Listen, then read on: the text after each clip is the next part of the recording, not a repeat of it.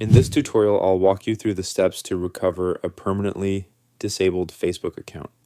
To begin, go to your home page, open your browser, and search for disabled Facebook account recovery.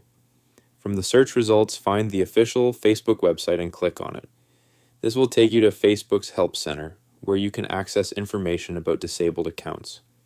Once you're on the Help Center page, scroll down until you see the section titled, "Was this helpful?"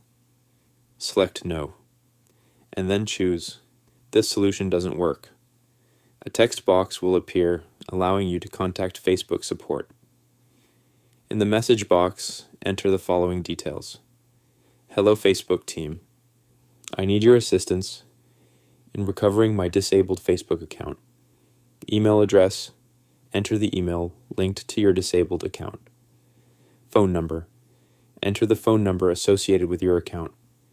Username, include your Facebook username if you remember it. Contact email, provide an email address where Facebook can reach you. This information will help Facebook verify your identity and locate your account. After filling in all the required details, click the Submit button.